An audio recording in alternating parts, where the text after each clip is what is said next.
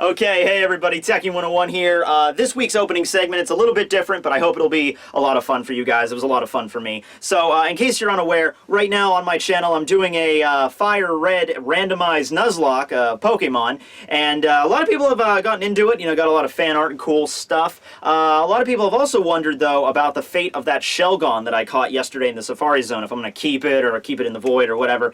And I actually went out of my way, I love my fans, so I went out of my way to actually come up with an entire dance number with musical accompaniment on the fate of that Shelgon. So I hope you guys are ready, okay? Oh, damn it! This always happens every time I try to do shenanigans. My god, the power must have gone out. Whoa. This is dark. Wow, this is really dark. Like, I did not expect it to get this dark, even with the... Jeez. We were just having fun dancing, and then darkness takes over all. I don't know if that's metaphorical for something or not, but I'm gonna go change out the fuse box, guys. I'm just gonna hang tight. I'll be right back. Oh crap! It's getting darker. Oh crap! Oh jeez!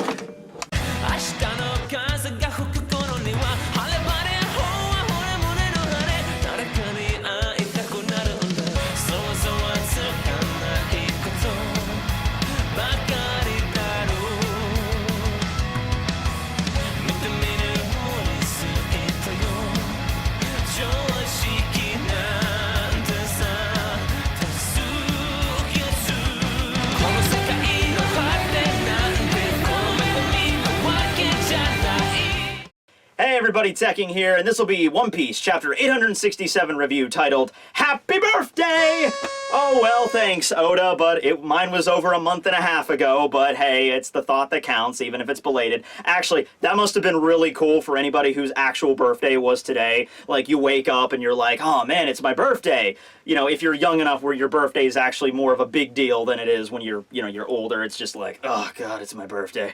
But anyway, yeah, if you wake up and it's your birthday, I'm gonna read the new One Piece chapter, and it's like, happy birthday! I'm like, oh, Oda knew it was my birthday! That's awesome! So, to all you June 1st kids, yeah, okay. Anyway, the chapter begins with the cover page of Cavendish. We're still on him. Now, we actually learn about his dark, sordid past here, right? So, last time we learned that Cavendish was such the popular prince in his home country. Like there was an entire river in his country. I don't know if you guys knew this. There was a river in his country that ran right through the capital city. And this river was actually just created from all the women in the country being so goddamn wet for Cavendish, right? And anyway, it might sound awesome, but this was a serious problem. He ended up getting kicked out of his country because he was too popular with the ladies. You might laugh at that, like, ha ha ha. No, this was a serious natural disaster, okay? No woman in this country would fuck anybody else. The generations were gonna halt right there. This country was in danger of dying out because Cavendish was just so goddamn hot. Alright? No babies were being born. They were gonna die. So they had to kick him out. There was the only other option. And get this, he left the country with only 74 followers and 500 million berries. Holy crap, that's right. We need to start a Kickstarter for this guy. This guy has it rough.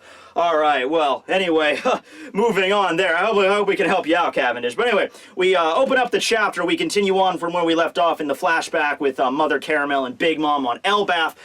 So in case you can't remember, Big Mom was, a little tyke, 5 years old, freakishly She-Hulk strong, got addicted to a type of Nordic pastry called semla, which apparently I don't know jack dick about, and apparently she had one of her hunger pains. Like, this is the origin of that. How she ate a bunch of these pastries, these semla, and then they had to fast for a few days, and it's like her body couldn't handle it. She needed the semla, so she freaked out and started wreaking havoc in the town. There was a fire everywhere. The entire freaking village was being burned down, and keep in mind, these are giants, and she was just wrecking them left and right, until finally one of the older members on the island, Jorle, the waterfall beard. I forgot to mention this last review, but they were actually the former captains of the giant warrior pirates, so Bragi and Dory were the captains right at this moment. Well, they're dueling, but they're still the active captains. And then so it was Jorle and Jarly that were the ones that were captains beforehand, right? So he raises up his sword, ready to just freaking cut Big Mom's head off, when she just like semla and just bang, and then just cracks his freaking sword in half. Freaking blade flies over, grabs his freaking beard, which let's be honest here, is kind of a weak point there. Just, there's a lot of misconceptions about Vikings. For one thing, it's the freaking horned helmets that Jorle wears here. They didn't wear horned helmets. I mean, come on, you're running into a combat situation like, yes, we charge and raid the village, and then all someone has to do is just grab the goddamn horn on your helmet, drag you down, and slit your fucking throat. So that doesn't make a lot of sense why you would wear those in combat. It might have been a decorative thing, I don't know. Anyway, she grabs the freaking beard and then just cracks his skull right on the ground. And keep in mind, this guy is like pushing 345 years old, so yeah, he's got a bit of a concussion there. While Big Mom's, madness, she has no idea what she's actually doing. She's just, wanting these semla, and she'll do whatever it takes. She'll burn this entire island down to get the thing that's on this island. That's how much this does not make sense to her. Yeah, so right about now, the denizens of Elbaf are a little bit taken back how their hero that has probably periled through many journeys across the ocean, probably the subject to many lures and legends across Elbaf, just got punked out by a fucking little kid just a notch above toddler age. So yeah, I don't know how they're really gonna sort that out in the book. Today, my fellow giants, we lay to rest our great hero and champion, Lord Jorle.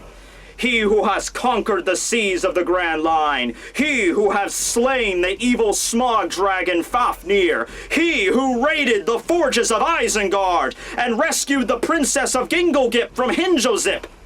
Has been felled this eve by a small child wearing a polka-dotted dress. Maybe we should leave that last part out of the prose edda. Maybe we'll just say that he died on the shitter. It's a little bit more dignified than what actually went down. We lay him to rest now, light the funeral pyre. Yeah, so Jorle is dead. Now I can kind of see why the Giants aren't particularly fond of Big Mom in the present storyline.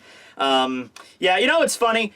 Their relationship wasn't that good, and that was what's supposed to be like the marriage between Loki and Lola was supposed to like rectify a little bit, but I'm just surprised they got that far, because it's like you storm into a country and kill their national hero.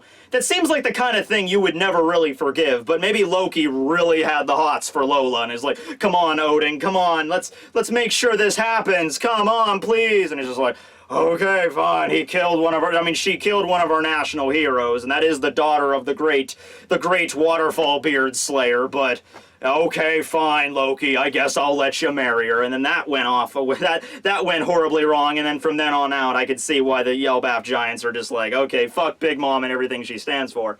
But the Giants aren't completely stupid. They figured out, okay, well, Big Mom is shouting that she wants a bunch of semla, so let's get her the semla. So they hurry up and they run to the storehouse. They get as much prepared as they possibly can.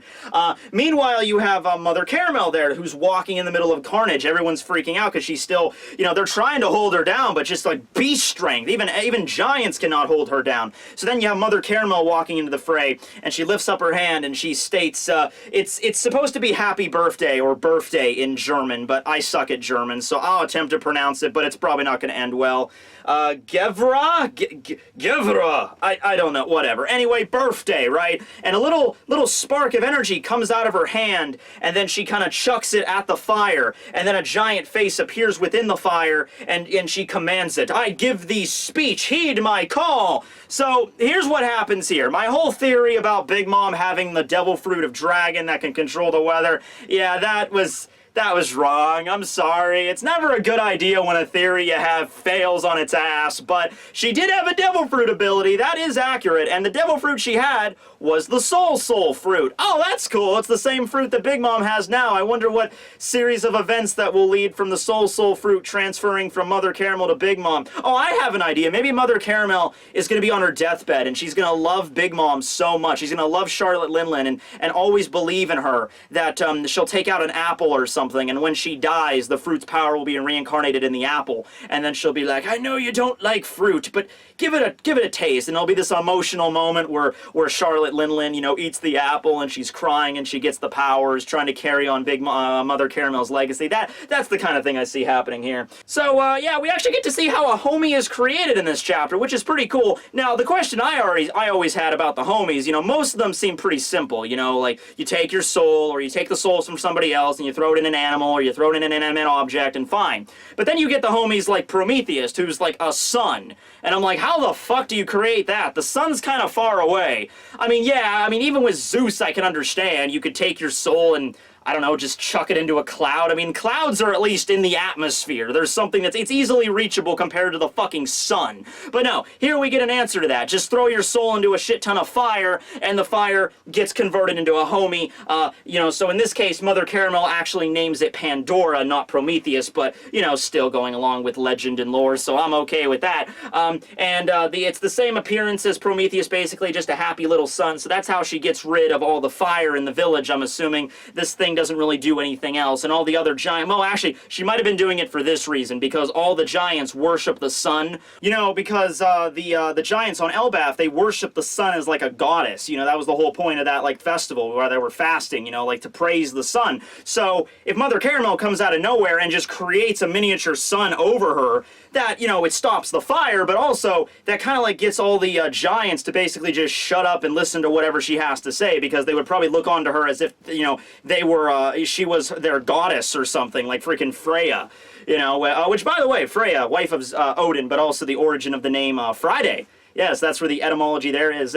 Thor. Thor is Thursday. Yeah, so learning. It's fun. Right, so after the homie is created, the Giants managed to find the stash of Semla and just essentially just shove it right down Big Mom's throat, the same thing that Jinbei had to do with the Croquem bush. And it satiates her, she calms down, and she passes out, happy that she's, you know, gotten her feast. However, Lord Mountainbeard, Jarley, you know, he's standing over and, like, for his fallen comrade, he's like, I can't let this fucking demon live. He just killed my friend. Well, they don't know Jorlay's dead yet, but considering that his age and his injuries, he's probably not going to be able to recover from it. So he's just going to stab her right now, which I'm just kind of sitting there like, yeah, you can go ahead. I mean, it'll save a lot of people will not die if you manage to kill her right now. So it might not be a bad idea. But Mother Caramel, of course, she's so awesome. She steps in and she's like, please have mercy, don't do it. And it's essentially a back and forth. You know, Jarley's talking about how warriors of Elbaf, we don't care how long we live. We only really care about how we die. And I will be damned if I will have, like, my friend and my comrade, my brother in arms for centuries, be freaking iced by a little like, this is ridiculous. I'm killing her. However, I think it's because of the whole idea that she is, like, the embodiment of the sun at this point to these people. She's like, I will take Charlotte Linlin away, and we'll pack up and leave Elbaf. You'll never hear from us again. And you'll never see her again. She will never have a problem. And so I think it's because of the sun thing, and also because that she is, you know, beloved by the people there, and from what she's trying to do. He stills his hand. He puts down his sword. They pick up the body of Jorley, and they're like, okay, fine, just get the fuck out of here. So that's basically what happens there. They pack up all their stuff and they leave the island with a bunch of giants in tow. They get to another island where the giants manage to set up another lamb's house. And the giants that are even setting it up are like, we can't stand looking at her in the face, Charlotte Linlin. We can't even stand looking at her after what she did. But once again, she doesn't actually know what she did. Big Mom doesn't really remember anything, you know, considering her status, right? So she just keeps on playing with the kids, keeps on doing whatever. You know, it's actually kind of a nice... Oh, whew, that was crazy. Haven't done that in a while. Oh, hey, past me, what's up? I'm you, from 10 minutes into the future. Okay? I've come back here to the past to give you some things. You're definitely going to need these in the future for this review. So first is this little doll here. You can have that. Thank you. And then this cat toy ball thing, this little container here, you can have that. Okay. And, oh yeah, this bucket. Oh, thanks, asshole. Later! My life is weird. Okay, right. Anyway, on this new island, Big Mom frolics with all of her friends, no problem there, and it's even the darkest days are lightened up by Mother Caramel. She is such a great person. We then cut to another locale. I think this is inside the ship of a world government team. Oh, it's actually CP0. Well, that's pretty cool. Even back then in the day, CP0 existed. So the world government, you know, they've had their power for a long time. Oh, man, they're assholes. They probably want to take those kids away from Mother Caramel or something stupid. Oh, fucking Mother Caramel's going to show them what's what, and she's actually making a deal with them to sell the children off for a certain price. In fact, that's the entire reason she left Elbaf with Linlin in tow, because she's such a valuable product in her slave trade of children, because she's actually not a saint. Her name is Mother Caramel, also known as the Mountain Witch, and was in league with the world government this entire time. What the fuck, Oda? Come on! Can we not get one happy backstory in One Piece? I don't know, just something, right? Like, pick out a random One Piece character that hasn't had a freaking backstory yet. Like, I don't know, okay, well, let's go down the list here. No, you're fucking dead. You're sad. Roger hasn't had a backstory yet. Okay, Roger's backstory, right? He was a child that was born to 2 loving parents that did not die. He had 6 brothers and sisters who all lived to the ripe old age of 142 before they died. And Roger, you know, himself, you know, he became king of the pirates, and all of the members of his crew are still alive and living in the world like Rayleigh right now. Yeah, his story didn't really have a happy ending, but the beginning was fucking cherry on top, right? But yeah, Mother Caramel, holy shit. I did not see that coming, Oda. You know, if nothing else, if you're writing this freaking backstory like, I'm gonna make people feel sorry for Big Mom, and everyone's like, there's no way you're gonna make me feel sorry for that bitch. It's not happening. After all the shit she pulled, and even last chapter, she was like, see, even from the beginning, she was like that. And Mother Caramel was an enabler, if nothing else, not punishing Big Mom for her actions, right? There's no way you're gonna make me feel sympathetic. But no, not only. And in this chapter, we really find this out. Big Mom herself, at least in this part of her life, she really is a nice person. She's a slave to her hunger. It's like when that hunger kicks in, she's not herself. She can't, like, an alternate personality disorder or hunger personality disorder, whatever you want to call it. She's actually a good person here. And, you know, it's just that she is freakishly strong and hurts everyone around her. But then you have Mother Caramel, who, you know, was enabling her interactions. So then you have Mother Caramel being a fucking slaver, like trafficking children to the world government. And the case with Big Mom was like, man, yeah, Charlotte Linlin has the potential, have the strength to be an admiral or even a fleet admiral. You know, you give me 600 million berries for her. I'm not giving you a deal for less. She doesn't actually specify how much money it is, but she says it's a lot. And so you have CP0 there that's just like, you know, we're trying to negotiate it here. And Mother Caramel's not having it. She's like, you guys are the whole, you're like, you CP guys are in charge of keeping the Tenryubito safe, right?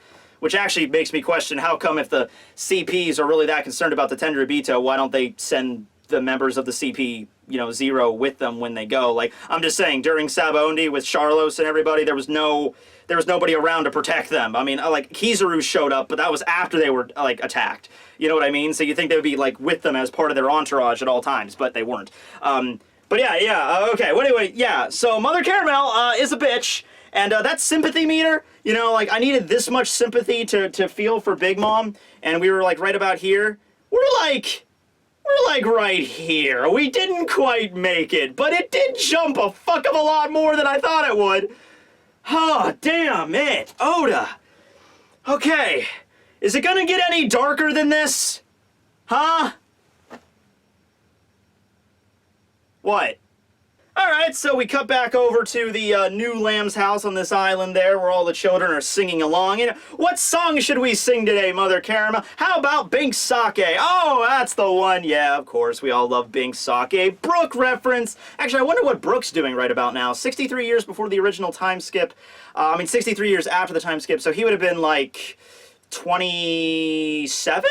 So he's probably still in the West Blue as, like, the leader of that battle convoy for that kingdom he was part of, you know?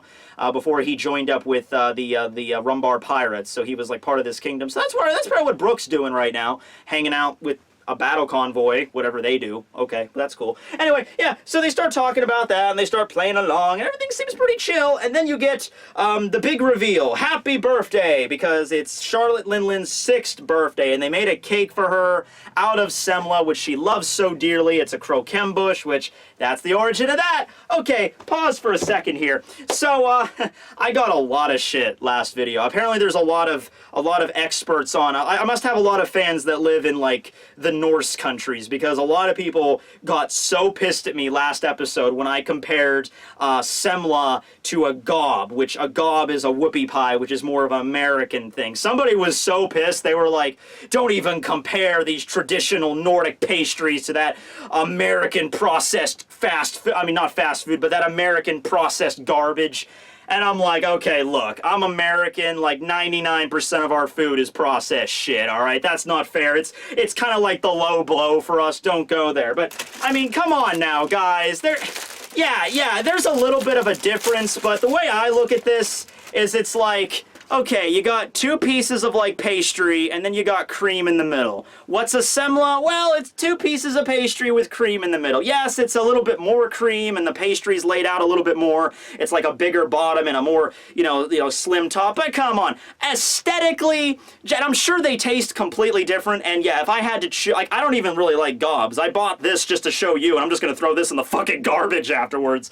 But anyway, yeah, you know, would I rather be force-fed semla to my death, or would I be force-fed gobs to my death if I had to choose which way to die by getting a certain dessert shoved down my throat? I would probably pick the semla because it does look way more delicious, but just in terms of appearance, there's at least something to go on here. It's not like if I was comparing semla to, like, chocolate chip cookies. I can understand why, like, that doesn't even look like that, but okay, apparently semla is, I don't know my shit. I don't know my shit about Nordic pastries. You know what?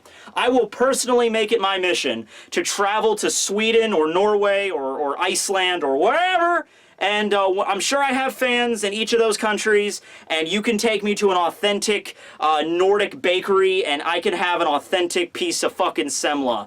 And whatever you guys drink with that. I don't know, what's a common beverage to drink in Sweden with your pastry? I don't fucking know. But, yeah, it might not be this year or next year, but someday I will make a pilgrimage to Sweden, goddammit. Yandala wee! Yandala wee! Okay, let's just move on now. I don't even know what this was all about. God, way too fucking sweet. Right, so Big Mom breaks down crying, her nose gets all red and runny, she's so happy that she has her entire birthday cake of semla to chow down onto, and man, does she get on it. She doesn't waste any time, she just like, blah, blah, blah, blah. That's all that about, right? There's like, eat to your heart's content, it's all for you, Lin. So then, as she's chowing down, we get the narrator going on about how during this day, you know, this happy day where it's, you know, Big Mom has had so much, you know, suffering in her life and so much death and destruction and misery has been around her, but on this one day, she was having so much fun that tears were welling up in her eyes so much she could barely see the semla that she was shoving into her freaking cake hole. But she was having so much fun, but this was the same day, oddly enough, same day where Mother Caramel, and not only Mother Caramel, but all the kids from the orphanage just mysteriously just vanished into thin air. And we get this scene where right after Big Mom is done chowing down, she's like licking her lips and she's like, oh, sorry everybody, I got so excited, I think I bit down on the table a few times. And we pan out and we see, sure enough, the table in front of her is completely destroyed. But then we see just the lamb's house and everybody's gone. And we see the remains of Mother Caramel's clothing. And we look around and we don't see anything. And she's looking around in the orphanage and nobody's there. And she's all alone. And then we cut back to the present where we get the end of the chapter where we have, of course, Mother Caramel's photo is shattered and Luffy had just, you know, Luffy got out of the way and now Big Mom's looking at it and she's crying and then she lets out a yell as if that entire flashback we just got, those last 2 chapters were just like, she just had, you know that moment in Death Note where Light forgot the memories of the Death Note, then he touches the Death Note and then like all the memories pour back into him at once and he's like, ah! You know, it's like that happened with Big Mom. Like, as soon as she saw the broken picture with Mother Caramel, like, all the memories that we just got, like, just got flooded into her mind at once, and she just lets out the death screech. Where'd you go, Mother? And then that's the end of the chapter. Oh, man. That was crazy, man. I did not expect that shit. Well, first off, I didn't expect the Giants not to just kill her. But then Mother Caramel being a freaking slaver, damn, that was rough. That was rough. And I don't know why they left. You know, that's the weird thing. You know, is that a devil fruit ability? They just disappear into thin air? It's weird, you know, it's weird. Because Big Mom was just sitting there on the table, just shoving the freaking semla under her mouth, and she couldn't actually, they even made a point to mention, she couldn't even see what was in front of her because of all the tears and all the cream that's getting splattered all over her face. So she's just chowing down in front of her, and you know she made an accident. She was actually picking up, like, the plate and the fork and the knives and just shoving anything in her mouth around. Oh, no. Oh, no, the fuck? Oh, God, let me go back. Okay, so she's eating, and everybody else is eating, and she's happy, and then you see a scene where there's characters for crying and screaming, and oh, shit, oh, fuck me, oh, okay, oh, God, man, oh, was not expecting that. Oh, but hey, that lets us know what happens with the soul fruit, because, you know, Big Mom was, you know, that makes sense, because, you know, Mother Caramel was the former user of the fruit, and then Big Mom, hold on, actually, do I have any visual? Oh, right, I do! Oh, visual aids! Yes, I love me some visual aids. Thank you, past me, that was future me, that's soon to be future version of whatever. Okay, so a good way to express my the way that went down here with the devil fruit transference. Okay, so for the sake of this, this little ball here is going to represent the actual essence, or the soul of the devil fruit. This is the power of the soul no mi right here in my hand. Okay, now devil fruit essence cannot exist on its own. It can't just, you know, exist like this. It has to have a container. Now the container can be a fruit, right? So let's just put that in there, and then boom, so you got the essence contained in a fruit, right? So then whenever somebody consumes the fruit becomes a normal, just dead fruit, and the essence, you know, gets put into Mother Caramel whenever she consumed the fruit. So, you know, put that in there, and then we're good to go. And now she goes around having the soul powers. She is the new container for the fruit. Okay, so what normally is supposed to happen is after the human that consumes the fruit dies, oh God, I'm dead! Okay, so then she's dead, and then the essence comes out of her, and then it transfers, usually, to another fruit. It finds the nearest fruit to it or whatever, and it gets consumed, and it gets trapped back in the fruit for the next person to consume said devil fruit. However, things were a little bit different this time. So the essence was inside of Mother Caramel here, right? And she got fucking, I'm not strong enough to rip her head off, but she got, you know, she got nommed on by Big Mom, who will be represented by this bucket. And yeah, so the essence of the fruit, you know, left one container, but there was already another container right there. So the essence and Big Mom both get trapped. I mean, the essence and Mother Caramel both get trapped within the Big Mom bucket. Does that make sense to you? Because it makes sense to me. Not that anybody would ever try it in the One Piece world. Like, hey, let's just, because, you know, the only way that would even fucking work is if the person was eaten whole, like, literally. You know, like, that's the only way, because after the person's dead, I would assume the process is instant. You know, so it's not like you die and then you can eat the person after they're dead, because the essence would immediately leave. It's not like you could just eat a portion of them. You would literally just have to, like, just shove the entire person while they're still alive into your fucking mouth and then swallow them whole, killing them in the process, and then having the essence just go from that body into the new body. So only, like, a giant would be capable of this, or Big Mom, or a very large human. Now, many people have thought maybe this has something to do with the way that Blackbeard consumed Whitebeard's fruit. Maybe. It might. However, Blackbeard did not eat Whitebeard whole. And also, it's interesting that when Whitebeard died, you know, he was dead for at least a few seconds or minutes before he did the whole cloak thing. So maybe the essence leaving isn't instant. I don't know. That really hasn't been elaborated on yet. But Whitebeard's corpse was perfectly fine though. Like unless I don't know, Blackbeard ripped off one of Whitebeard's mighty giant balls and. This review's already gotten way the fuck off the rails, why not, right? Because we all know that Whitebeard's powers was contained in his firm, giant testicles. Maybe he did that, I don't know. But maybe it might have had something to do with it. I gotta think about that, but from the way that I'm seeing it, it might have a clue to what Blackbeard did, but it doesn't actually what Blackbeard did. You know, maybe something like that, okay. And it still doesn't account for the fact that Blackbeard still has 2 devil fruits, because this does not override the idea that you can only have more than 1 devil fruit. Yeah, you can only have 1 devil fruit. This just is a different way of the fruit power transferring to another user. That's all this is. Instead of going from a human to a fruit to a human to a fruit, it just went from a fruit to a human who ate the first human. You know, rare circumstance. Probably not a lot of people ever thought about that. But it was quite a twist. Yeah, quite a twist to what happened there. Yeah, it also solves one of the biggest plot holes in One Piece, and that was somebody commented this a few reviews ago, but it was the biggest plot hole in One Piece, guys, is that Big Mom ever ate an actual fruit. Yeah, so solves it. She didn't. She even when she's eating a devil fruit, she had to have a lot of meat on it. Okay. But yeah, so she ate her benefactor and her mother figure. That's pretty fucked up. I don't know if she just realized it. Did she just realize that? Like, well, that's why she's screaming out. Maybe she realized what she did. That would be fun. How she's gonna react to that. But yeah. Anyway, I hope you guys enjoyed the review. I gotta go, I guess, back to the past now to give my other self this crap, so I can, you know, teach him about, you know, devil fruit transference and shit like that. So, yeah, hope you guys enjoyed. This will be Tekking101 signing out. Later, guys.